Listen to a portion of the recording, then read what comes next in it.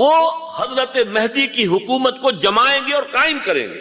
اب ذرا نوٹ کیجئے کہ جزیرہ نما عرب کے مشرق میں کون سے ملک ہیں؟ 3، ایران، افغانستان، پاکستان۔ یہ 3 سالڈ مسلم ممالک، مسلم آبادی اکثریت۔ ویسے تو یہ کہ آگے ہندوستان میں 20 کروڑ مسلمان ہیں، لیکن وہ 20 کروڑ جو ہے وہ تو 80 کروڑ کے اندر تحلیل ہو جاتے ہیں غیر مسلموں میں، لیکن یہاں جو معاملہ ہے یہ خالص اکثریت کے ملک۔ ان میں سے ایران کا معاملہ جہاں تک ہے، نمبر 1 یہ کہ وہ شیعہ عقائد کے حصار میں بند ہے، اس سے ادھر ادھر ہونا اس کے لیے ممکن نہیں۔ حدیث میں یہ بھی آتا کہ اصفہان سے 70,000 یہودی دجال کا ساتھ دیں گے، لیکن بہرحال خراسان ایک صوبہ ہے افغانستان کا اس وقت بھی شمال مشرقی کونے میں، مجھے امید ہے وہاں سے خیر کی، کیونکہ خراسان کا لفظ وہاں پہ شامل ہے، اور حضور کی حدیث میں بعد میں آپ کو سناؤں گا کہ خراسان سے فوجیں چلیں گی جو یروشلم کو دوبارہ حاصل کریں گی، فتح کریں گی، جیسے پہلے یروشلم کھویا عربوں نے تھا، دوبارہ حاصل کیا تھا کرد نے، کرد خون صلاح الدین ایوبی رحمت اللہ علیہ،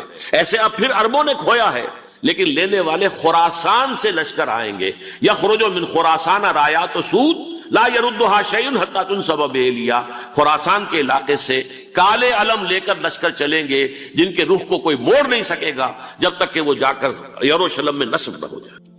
اس کے بعد نام آتا ہے پاکستان کا۔ یہ ہے میری اور آپ کی داستان، اور یہ ہے سبب جس کی وجہ سے کہ میں آپ سے یہ گفتگو کر رہا ہوں۔ اصل میں تو کس لیے؟ محض ایک علمی استفادہ، محض اپنی بات آراء کو ظاہر کرنے کا شوق نہیں، بلکہ یہ کہ اپنی ذمہ داری ہم پہچانے کہ ہم کس مقام پر کھڑے ہیں۔ دیکھیے، اس پاکستان کے بارے میں یا ہندوستان کے بارے میں علامہ اقبال نے کہا تھا اپنے ترانہ ملی میں، میرے عرب کو آئی ٹھنڈی ہوا جہاں سے، میرا وطن وہی ہے، میرا وطن وہی ہے۔ اور مجھے بتایا گیا کہ سنن ابی داؤد میں یہ روایت موجود ہے کہ حضور نے فرمایا کہ ہندوستان کی طرف سے مجھے ٹھنڈی ہوا آتی، اگرچہ مجھے وہ حدیث ابھی نہیں ملی ہے، لیکن حزب التحریر کا ایک کارڈ مجھے ملا تھا، تو اس میں اس حدیث کا اور اس میں ابن داؤد ابو داؤد کا روایت کا حوالہ موجود تھا۔ لیکن میں جو چیز آپ کو بتا چکا ہوں وہ یہ کہ الف ثانی کا پورا تجدیدی کارنامہ اس ہندوستان کی سرزمین میں ہوا۔ مجدد الف ثانی شیخ احمد سرندی، شاہ ولی اللہ دہلوی، سید احمد بریلوی، وہ تو ہمارے پاکستان میں آ کر جو ہے ان کا خون جذب ہوا ارض پاکستان میں۔ پھر شیخ الہند مولانا محمود حسن۔ تحریک خلافت چلی تو صرف ہندوستان میں چلی اور کہیں نہیں چلی۔ آزادی کی تحریک چلی پوری دنیا میں، وہ نیشنلزم کی بنیاد پر چلی، ملے نیشنلزم، عرب نیشنلزم، ترک نیشنلزم۔ ہمارے ہاں چلی تو اسلام کے نام پر، پاکستان کا مطلب کیا؟ لا الہ الا اللہ۔ پھر پاکستان قائم ہوا معجزے کے طور پر، بلکہ نازل ہوا ہے لیلۃ القدر میں، انا انزلناہ فی لیلۃ القدر، جیسے قرآن نازل ہوا لیلۃ القدر میں، یہ پاکستان بھی نازل ہوا لیلۃ القدر میں۔ اس کا برقرار رہنا ابھی تک معجزہ ہے۔ ہندو یہ سمجھتا تھا، کانگریس سمجھتی تھی کہ جھٹپٹ ختم ہو جائے گا۔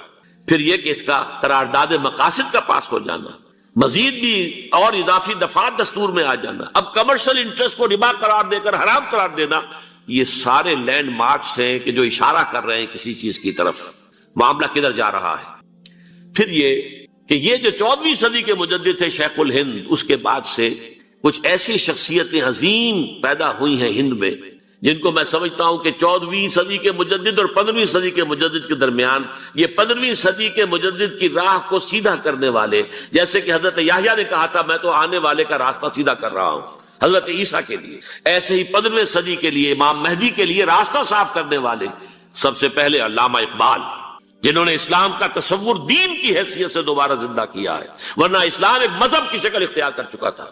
پھر مولانا مودودی، مولانا ابوالکلام آزاد حکومت الہیہ کے نعرے کے ساتھ میدان میں آئے۔ یہ اقبال نے جو تصور پیش کیا تھا اس پر عملی جد و جہد کے لیے حزب اللہ قائم ہوئی۔ نوٹ کر لیجئے 11 برس کا فرق ہے عمر کا علامہ اقبال کے اور ابوالکلام کے، اور 1913 میں جب حزب اللہ قائم کی ہے اس وقت علامہ اقبال کی ملی شاعری اپنے عروج کو پہنچ چکی تھی۔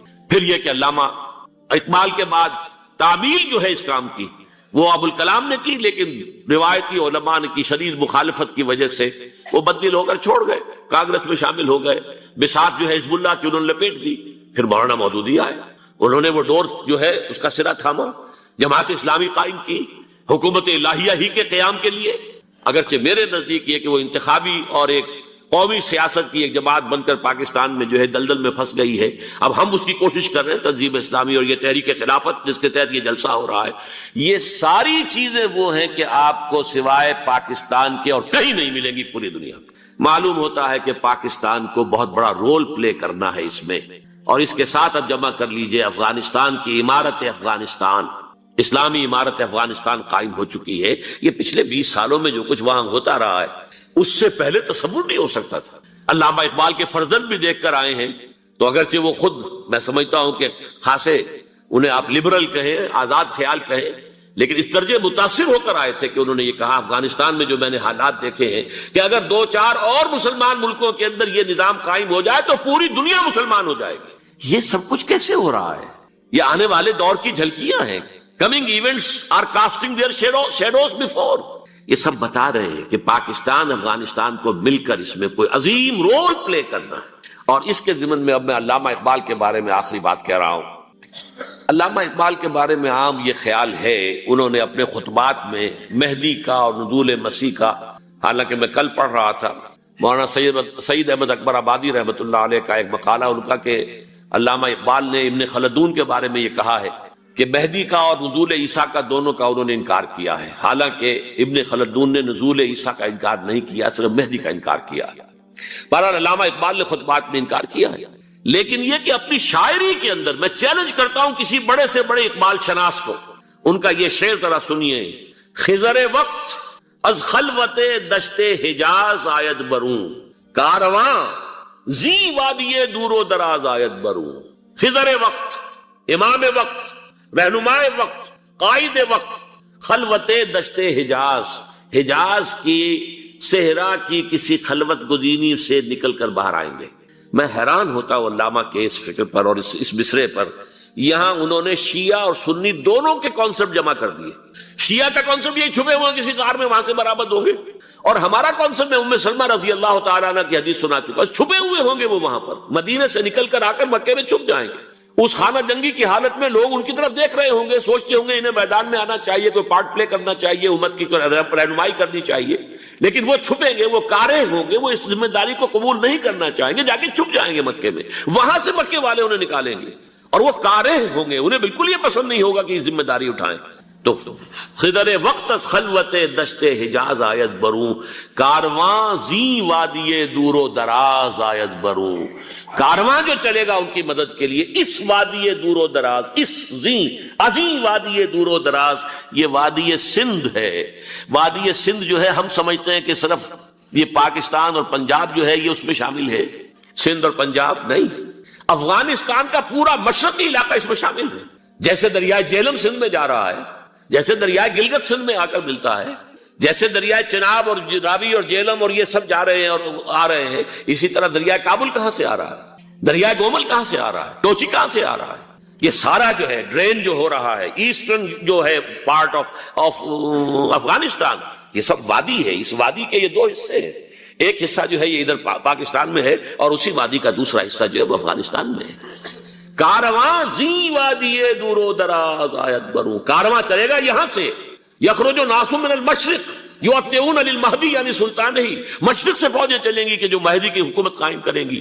اور یخرج من خراسان رایات و سود، اور خراسان سے سیاہ پرچم چلیں گے کہ جن کا رخ کوئی موڑ نہیں سکے گا، حتیٰ تنصب بیلیا، یہاں تک کہ وہ جا کر یروشلم کے اندر نصب ہو جائیں گے. حضرات، میں ایک میری گفتگو کا حصہ باقی تھا لیکن میں اسے چھوڑ رہا ہوں، اس لیے کہ گلوبلائزیشن جو اس کی ہوگی، جو خلافت علی منہاج النبوہ کی تجدید کامل حضرت مہدی کے ہاتھوں عرب میں ہوگی، اس سے پہلے اس کے لیے محنت، کوشش، جد و جہد پاکستان اور افغانستان میں ہو چکی ہوگی جو اسے سپورٹ کرے گی اور وہاں جا کر حکومت قائم کرے گی. اس کے بعد گلوبلائزیشن کا جو مرحلہ اس کا ہے وہ حضرت مہدی کے ہاتھوں نہیں ہے، وہ حضرت عیسیٰ ابن مریم ان کے نزول کے بعد ہے، جن کے نزول کے بعد دجال کا خاتمہ ہوگا اور یہودیوں کا استحصال ہوگا.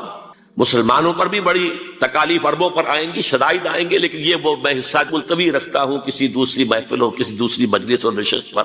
اب میں آپ کو ذرا اس جو انسانوں میں سے انسان دشمنی کا جن کا سب سے بڑا رول ہے، میں ان کی 2000 سالہ تاریخ کا آپ کے سامنے نقشہ رکھنا چاہتا ہوں. ان 1400 سال کا تو میں نے صرف 4 آپ کو پوائنٹس بتائے.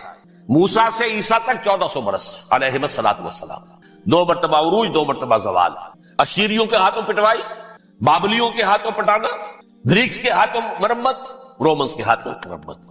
یہ جو 2000 سال ہیں کیونکہ اب تو ظاہر بات ہے 21ویں صدی شروع ہو گئی، 20 صدیاں حضرت مسیح کو پوری ہو گئی۔ پہلی بات نوٹ کیجئے، حضرت مسیح کی پیدائش ہے سن 1 قبل مسیح۔ یہ نقطہ آپ نے کبھی سنا ہے یا نہیں؟ جب ملینیم کا سلسلہ شروع ہوا تھا پچھلے سال تو میں نے بیان کر دیا تھا کہ ایک عجیب حساب کے اندر انہوں نے غلطی کی ہوئی ہے۔ حضرت مسیح کی پیدائش ہوئی 25 دسمبر کو، سن انہوں نے شروع کر دیا، اس کے بعد جنوری آئی تو پہلا سال شروع ہو گیا۔ اگر جنوری سے پہلا سال شروع ہوا تو یہ 6 دن جو ہے تو اس کے پچھلے سال میں تھے، لہذا کہا جائے گا کہ Jesus Christ was born 1 year before Christ BC۔ تو 1 قبل مسیح میں حضرت مسیح کی پیدائش ہوئی۔ یہ آخری اسرائیلی نبی اور رسول۔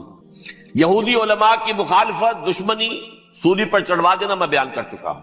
سن 33 عیسوی میں جبکہ حضرت مسیح کی عمر 33 برس تھی، اللہ تعالیٰ نے انہیں زندہ آسمان پر اٹھا لیا، لیکن یہودیوں نے اپنے خیال کے مطابق انہیں سولی پر چڑھوا دیا، ان کی موت واقع ہو گئی۔ اگرچہ اس کے بعد یہ اختلاف ہے ان میں، یہودی کہتے ہیں وہ سولی پر چڑھ گیا، ختم ہوا، مر گیا، عیسائی کہتے ہیں نہیں، انتقال ہوا ہے مسیح کا صلیب پر، لیکن پھر وہ دوبارہ زندہ ہو گئے ہیں۔ ان کی لاش ایک غار میں رکھ دی گئی تھی، وہاں ریزریکشن ہو گیا، ان کا باعث بعد الموت وہی ہو گیا، اور پھر انہیں اللہ نے زندہ آسمان پر اٹھا لیا۔ تو ہمارے اور عیسائیوں کے درمیان نوٹ کر لیجئے، یہ چیز مشترک ہے کہ حضرت مسیح آسمان پر زندہ اٹھائے گئے۔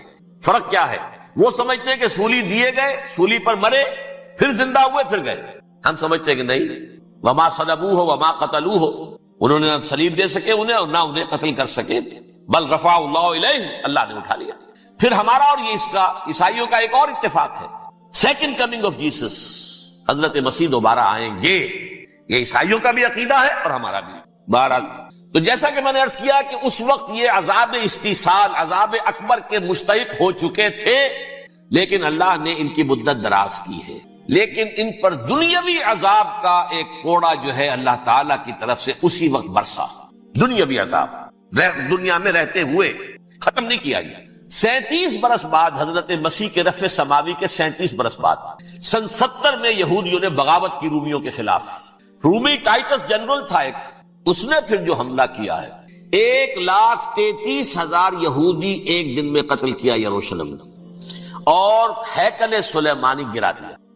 وہ ہیکل پہلے بھی گرا تھا، پہلے 1400 سال کے دوران میں بھی نبوکدنضر نے گرایا تھا، لیکن پھر اس کے 150 سال بعد انہوں نے دوبارہ بنا لیا تھا، اس لیے وہ اسے سیکنڈ ٹیمپل کہتے ہیں۔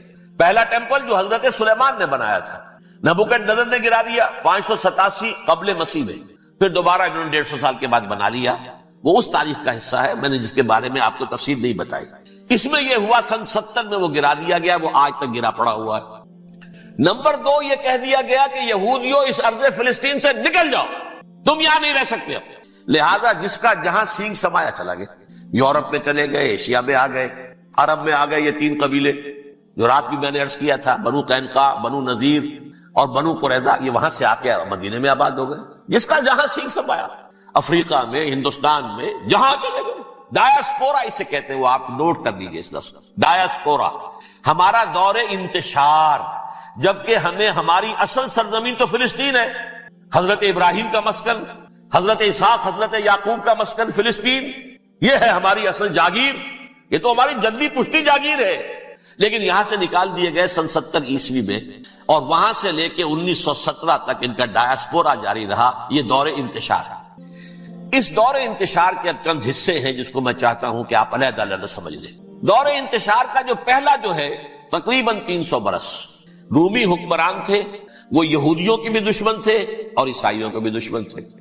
عیسائی اور یہودی ایک دوسرے کے بھی دشمن تھے، لیکن رومی سمجھتے تھے کہ یہ ایک ہی تھیلی کے چٹے بٹے ہیں۔ رومیوں کے نزدیک عیسائی بھی یہودیوں ہی کا ایک فرقہ تھے، کوئی علیحدہ مذہب تو تھا ہی نہیں۔ لہذا رومی جو ہیں رومنز، وہ ان دونوں کو ستاتے تھے، مارتے تھے، اور یہ آپس میں لڑتے تھے۔ یہودی عیسائیوں کو مارتے تھے، عیسائی یہودیوں کو مارتے تھے۔ یہ ہے 300 برس تک کی تاریخ۔ سن 300 عیسوی میں کیا ہوا؟ ایک معجزہ ہو گیا۔ بہت عظیم ایمپرر کانسٹینٹائن، قسطنطین اعظم، رومن ایمپررز میں سے بہت بڑا ایمپرر، وہ عیسائی ہو گئے۔ اب تو معاملہ بالکل تلپٹ ہو گیا، پوری سلطنت عیسائی ہو گئی۔ اب عیسائیوں کے عیش ہو گئے اور یہودیوں پہ مار پڑنی شروع ہوئی۔ اب عیسائیوں کا آپ خود سوچئے کہ جنہیں وہ خدا بنا بیٹھے ہیں، خدا کا بیٹا قرار دے رہے ہیں، ان کے قاتل کون؟ یہودی، بدماش۔ لہذا ان کی وہ پٹائی شروع ہوئی ہے یورپ میں، پوری رومن امپائر میں انہیں ذلیل کیا گیا، شہروں میں آمد بند، علیحدہ رہو، گھیٹوز کے اندر رہو۔ یہودی کا نام جو ہے وہ گالی بن گیا، جیسے آج بھی یہودی گالی کہتے ہیں، جیسے خنزیر کا لفظ، آخر وہ بھی اللہ کی مخلوق ہے، لیکن آپ کو معلوم ہے کوئی شخص زبان پر نام نہیں لانا چاہتا خنزیر کا، سور کا، ہے تو مخلوق وہ بھی ایک حیوان ہے، ایسے ہی ہے یہودی گالی، گالی۔ لہذا ایک طرف تو ان دونوں کے درمیان دشمنی، جس کو قرآن کہتا ہے وَأَغْرَيْنَا بَيْنَهُمُ الْعَدَاوَةَ وَالْبَغْضَاءَ، ہم نے ان کے مابین دشمنی جو ہے پیدا کر دی۔ اور جب یہ پوری سلطنت عیسائی ہو گئی تو قافیہ تنگ ہو گیا یہودیوں کا۔ اب آئیے 571 عیسوی، یعنی جب کہ ڈائسپورا کو کتنا عرصہ ہو چکا تھا؟ 500 برس۔ سن 70 سے شروع ہوا نا ڈائسپورا، جب ٹائٹس نے گرایا ہے ہیکل کو اور نکال باہر کیا انہیں فلسطین سے، بھاگ جاؤ یہاں ایک یہودی بھی نہیں رہے گا، فلسطین سے نکال دیے گا۔ اس کے پورے 500 برس بعد سن 571 عیسوی میں حضور کی پیدائش ہوئی، ولادت باسعادت محمد رسول اللہ صلی اللہ علیہ وسلم۔ 610 میں آپ پر وحی کا آغاز ہوا، لیکن حضور کے ساتھ ان کا معاملہ کیا رہا؟ اول تو جبکہ حضور ابھی مکے ہی میں تھے، یہودیوں نے ریشہ دوانیاں شروع کر دی حضور کے خلاف۔ قریش مکہ کو سکھاتے تھے، پڑھاتے تھے، ان سے یہ پوچھو، ان سے یہ پوچھو، یہ اس طرح تنگ کرو، ان سے یہ امتحان لو، یہ آپ کے علم میں ہے۔ سورہ بنی اسرائیل میں، سورہ کہف میں وہ سوالات، جو امتحانی سوالات آئے تھے، ذوالقرنین کون تھا، اصحاب کہف کون تھے، تم رسول بنے پھرتے ہو تو بتاؤ، اور یہ روح کی حقیقت کیا بتاؤ، یہ ساری ریشہ دوانیاں کر رہے تھے بیٹھے ہوئے ابھی وہیں پر، حضور ابھی پہنچے بھی نہیں۔ ہجرت فرما کر حضور تشریف لے آئے تو حضور نے، جسے ماسٹر سٹروک کہا جائے گا، یعنی اسٹیٹس مین شپ کا ماسٹر سٹروک، آپ نے مدینے میں آتے یہودیوں کے ساتھ پیکٹ کر دیا، جوائنٹ ڈیفنس پیکٹ آف مدینہ، کہ اگر مکے والے ہم پر حملہ کریں گے تو ہم مل جل کر ایک قوم کی حیثیت سے مقابلہ کریں۔ یہ میثاق مدینہ کہلاتا ہے، جس کے بہت غلط معنی پہنائے جا رہے ہیں آج کل۔ بہرحال میں موضوع میرا چونکہ یہ نہیں، میں ادھر نہیں جاؤں گا، لیکن ہوا کیا، ہر مرتبہ یہ خیانت کے مرتکب ہوئے، ان نے جو عہد کیے تھے ان سے پھرے، اندر ہی اندر سازش، ریشہ دوانی، حضور کی بدترین دشمنی۔ سورہ نساء کی آیت نمبر 12 میں 14 میں 13 میں فرمایا ہے لا تزال تطلع علی خائنۃ منہم، اے نبی ہمیشہ آپ کے علم میں ان کی طرف سے خیانتیں، بددیانتیاں آتی رہیں گی، اور بار بار وہ مسلسل جنگ کی آگ بھڑکاتے تھے، قریش کو دعوت دیتے آؤ آؤ آؤ، ہم اندر سے بغاوت کر دیں گے، تم آؤ تو صحیح، ختم کریں محمد کو اور اہل ایمان کو صلی اللہ علیہ وسلم ورضی اللہ تعالی عنہم اجمعین۔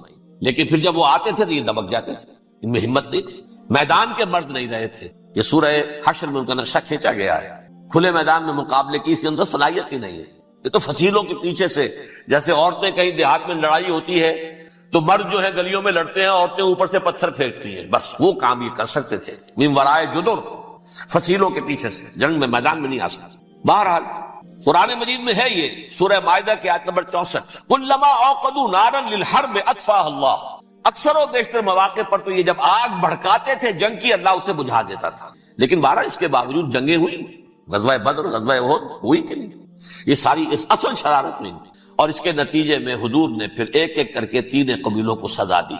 غزوہ بدر کے فوراً بعد بنو قینقاع نکالے گئے مدینے سے، غزوہ احد کے فوراً بعد بنو نذیر نکالے گئے، اور غزوہ احزاب کے بعد بنو قریظہ نکال دیے گئے۔ یہ تو میں نے آپ کے سامنے رکھ دیا صرف حضور کے زمانے میں ان کا کیا رویہ رہا، دشمن۔ رات بھی ہم نے وہ آیت پڑھی تھی، لَتَجِدَنَّ أَشَدَّ النَّاسِ عَدَاوَةً لِلَّذِينَ آمَنُوا الْيَهُودُ وَالَّذِينَ أَشْرَكُوا، اہل ایمان کی دشمنی میں شدید ترین تم پاؤ گے یہودیوں کو اور مشرکین کو، مشرکین بھی بعد میں ہے، پہلے یہود۔ حضور کے بعد کیا ہوا اب یہ نوٹ کیجئے، یہ ان کی تاریخ کا دوسرا دور۔ حضرت عمر رضی اللہ تعالیٰ عنہ کا عہد خلافت ہے، بیت المقدس کا محاصرہ کیا گیا، فصیل بڑی اونچی، شہر اندر سے سیلف سفیشنٹ، حملے کا راستہ کوئی نہیں، محاصرہ طول کھینچ رہا ہے، لیکن ان کے پاس رسد بھی موجود ہے، پانی بھی موجود ہے، وہ دروازے بند کر کے بیٹھے ہوئے۔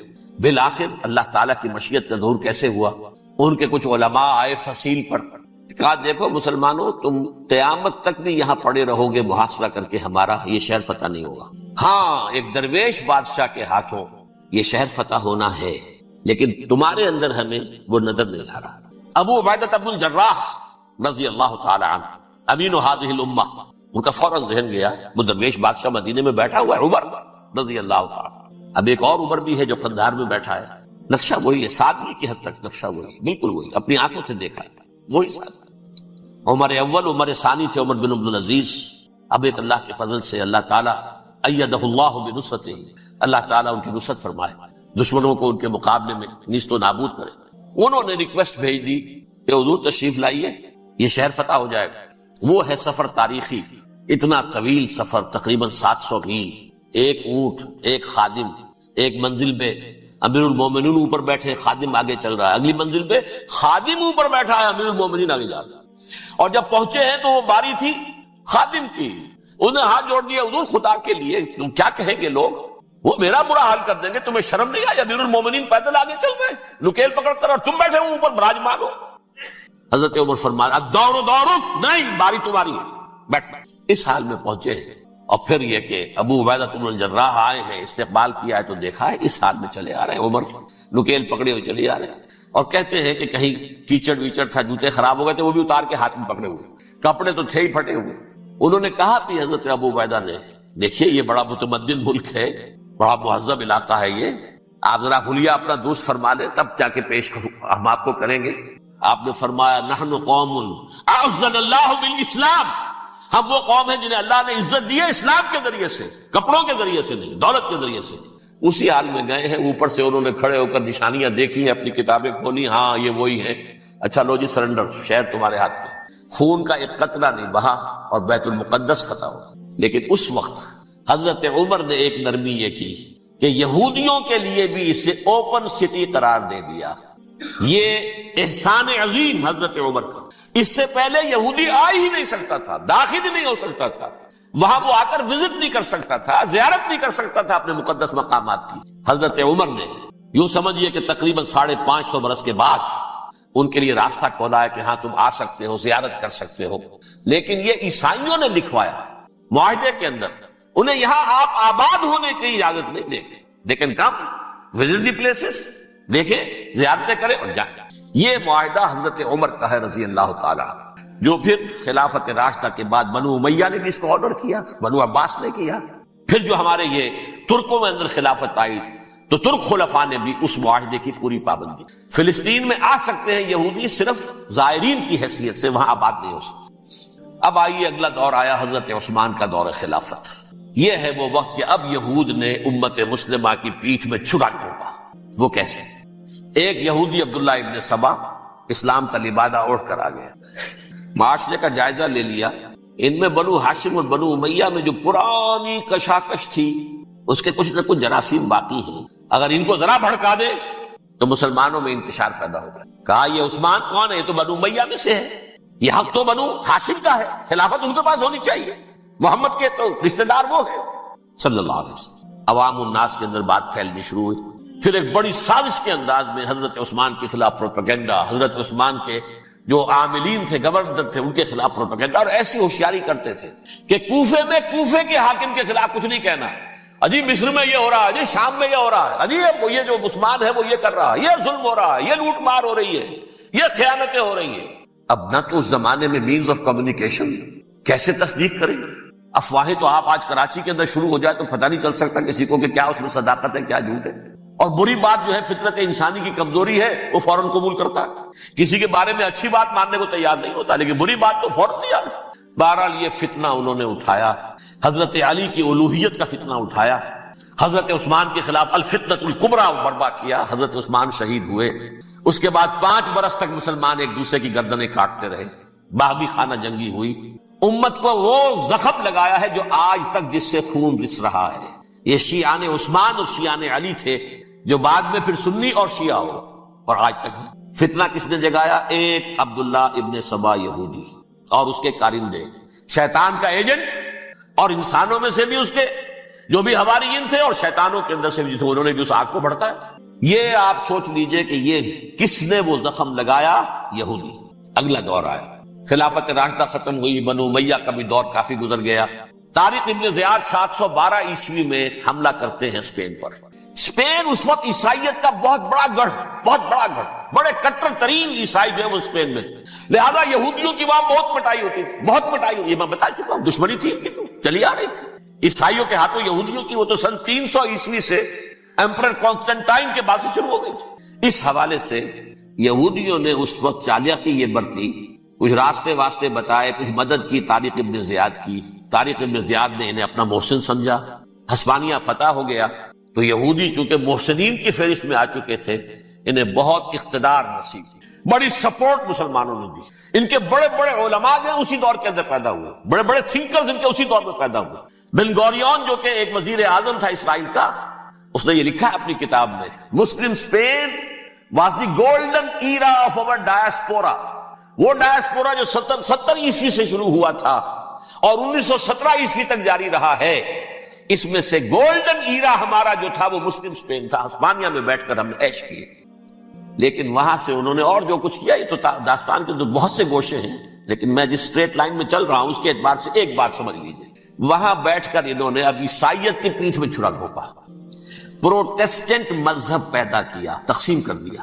جیسے شیعہ سنی کی تقسیم عبداللہ ابن سبا، رومن کیتھولک اور پروٹیسٹنٹ کی تقسیم یہودی علماء.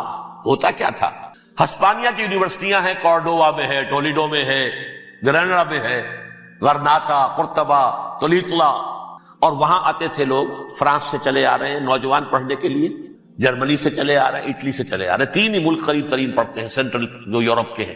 یہاں پر جو ہے وہ اسلام جو نور پھیلا رہا تھا اس سے بھی مستفیض ہوئے. جہالت کے جو ہے پردے ان کے وہ چھٹے.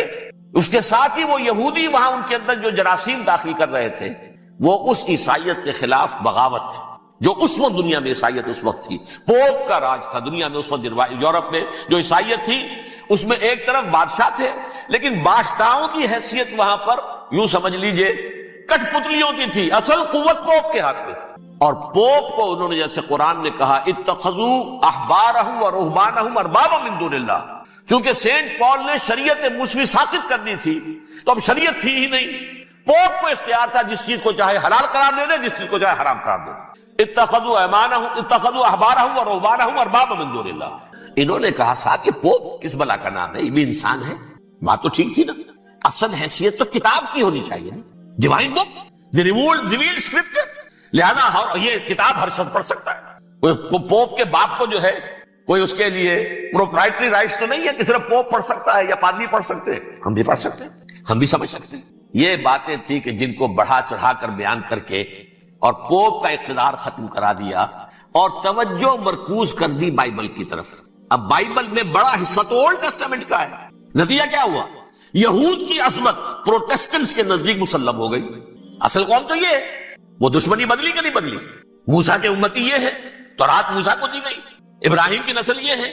لہذا وہ جو دشمنی تھی، جو عداوت تھی کہ ہمارے خدا کو سولی چڑھانے والے ہیں یہ بدماش، اس کا ازالہ ہوا. اس پروٹیسٹنٹ مذہب کے نتیجے میں یہ میں اب آپ کو بتاتا ہوں کہ ایک نتیجہ وہ نکلا ہے جسے برٹرنڈ رسل نے بیان کیا ہے. اس کی کتاب ہے ان پریز آف آئیڈلنس، صفحہ 108. وہ لکھتا ہے the Christians retaining the Judaic belief in a special revelation added to it the Roman desire for worldwide domination and the Greek taste for metaphysical subtleties. The combination produced the most fiercely persecuting religion that the world has yet known. یہ 3 چیزیں آ کر عیسائیت میں مل گئی. ایک تو جب یہ اولڈ ٹیسٹامنٹ جو ہے وہ ان کے ہاتھ میں آ گئی، اور اس کے میں کچھ آپ کو بتا دیتا ہوں کہ اولڈ ٹیسٹامنٹ کی تعلیمات، کیونکہ یہ اولڈ ٹیسٹامنٹ جو ہے یہ محرف تھی. اصل تورات تو گم ہو گئی تھی 587 قبل مسیح میں، جب پہلی مرتبہ ہیکل جو ہے تباہ ہوا ہے اس وقت ختم ہو گئی تھی. اس کے کوئی 150 سال کے بعد انہوں نے یادداشتوں سے مرتب کر کے لکھی ہے. اب اس میں ان کے اپنے خیالات، اپنے امانی، اپنی توجیحات وہ شامل ہو گئے. لہذا میں آپ کو حوالے دیتا ہوں اس کتاب کے اندر مظالم کی جو تعلیم دی گئی ہے. اہل کتاب نے اپنے مظالم قتل عام کے جواز کے لیے تورات میں تبدیلیاں کی اور پیغمبروں پر دہشت ناکی اور بدترین حرام کاری کے الزامات لگائے. سنیے، پہلا حوالہ ہے یہ گنتی باب 31 آیات 17-18. اس لیے ان بچوں میں جتنے لڑکے ہیں سب کو مار ڈالو، اور جتنی عورتیں مرد کا منہ دیکھ چکی ہیں ان کو بھی قتل کر ڈالو، لیکن ان لڑکیوں کو جو مرد سے واقف نہیں اور اچھوتی ہیں اپنے لیے زندہ رکھو. یہ کسی اللہ کی کتاب کا یہ جملہ ہو سکتا ہے؟ کسی ریویل بک کا؟ اور سنیے، یہ ہے استثناء ڈیٹرانومی باب 20 آیت 16-18. پر ان قوموں کے شہروں میں جن کو خداوند تیرا خدا میراث کے طور پر تجھ کو دیتا ہے، کسی ذی نفس کو جیتا نہ بچا رکھنا، جیسا خداوند تیرے خدا نے تجھ کو حکم دیا بالکل نیست کر دینا. مرد، عورتیں، بچے، بوڑھے سب ختم. یہ کتاب مقدس ہے. اور سنیے سیموئیل باب 27 آیت نمبر 9. اور داؤد نے اس سرزمین کو تباہ کر ڈالا اور عورت مرد کسی کو جیتا نہ چھوڑا.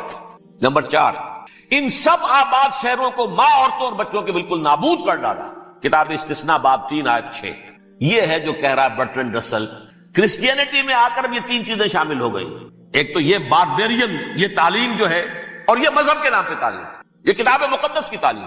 نمبر 2 رومنز کے اندر جو ایک تمنا تھی ورلڈ ڈومینیشن کی، وہ عیسائیت کے اندر آ گئی. اس لیے کہ پوری رومن امپائر جو ہے عیسائی ہو گئی. اسے وراثت کے اندر ورلڈ ڈومینیشن کی جو ایک تمنا تھی وہ مل گئی. اور پھر یہ کہ انہوں نے جو توہمات تھے یونانیوں کے، ان کو بھی اپنے ہاں مختلف شکلوں کے اندر جمع کر لیا.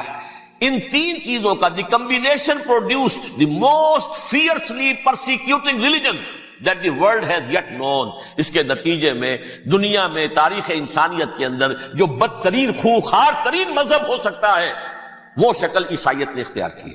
اور اس کا مظہر عتم کیا تھا نوٹ کیجئے، صلیبی جنگیں. ایک بات ٹائم ٹیبل کے اعتبار سے نوٹ کر لیجئے گا. فرسٹ ملینیم ختم ہوا، سیکنڈ شروع ہوا. ان کے 1000 سال ختم ہوئے تو 11ویں صدی میں سیکنڈ ملینیم شروع ہوا تو پہلی صلیبی جنگیں ہوئی. لاکھوں مسلمان قتل تھے. صرف یروشلم کے اندر اتنا خون بہایا ہے کہ خود ان کے ہسٹورینز لکھتے ہیں کہ جب ان صلیبیوں نے جب گھوڑوں کے ساتھ وہ چل رہے تھے گلیوں میں تو ان کے گھوڑوں کے گھٹنوں تک خون کی ندی بہ رہی تھی. جہاں سے گزرے ختم کرتے چلے گئے، آبادیاں کی آبادیاں ختم کر. اگرچہ اس کروسیڈ میں گیہوں کے ساتھ گھن بھی پسا، یہودی بھی بہت مارے گئے. یہ فرانس سے، جرمنی سے جب یہ کروسیڈرز آ رہے تھے 3000 میل کا سفر طے کر کے آئے تھے. سوچئے تو صحیح.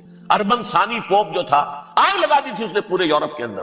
شرم سے ڈوب مرو، تمہارے مقدس علاقے مسلمانوں کے ہاتھ میں. انفیڈلز، یہ کافر، یہ مرتد، یہ ملحد. مسیح جہاں پیدا ہوا، مسیح کو جہاں سولی دی گئی، وہ کہاں ہے؟ ان کے ہاتھ میں. وہ آگ لگائی ہے. 3000 میل کا فاصلہ طے کر کے یہ قومیں آئی ہیں وہاں، اور جو تباہی مچائی ہے. تاریخ انسانی میں ایسی بربریت کی کوئی مثال. اور یہ ان کے اپنے ہسٹورینز لکھتے ہیں. شرم کے مارے ایسے محسوس ہوتا ہے جیسے ان کی گردنیں جھکی جا رہی ہیں. اگرچہ بھٹکے ہوئے ہیں لیکن کبھی بھولی ہوئی منزل بھی یاد آتی ہے راہی کو، اور بھٹکے ہوئے آہو کو پھر سوئے حرم لے چل. اس کی ضرورت ہے مسلمان کو پھر اس کا مقصد یاد دلایا جائے. پاکستان اس لیے نہیں بنایا گیا تھا کہ ہمارے ہاں ٹاٹے اور برلے نہیں تھے تو ہمارے پاس اس کے بھی باپ وجود میں آ جائیں. اس لیے تو نہیں بنایا گیا تھا.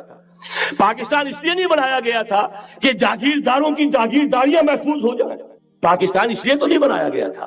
اور یہ کہ نمازیں اور مسجدیں تعمیر ہو جائیں، مسجدیں تو امریکہ میں تعمیر ہو رہی ہیں، عالی شان سے عالی شان.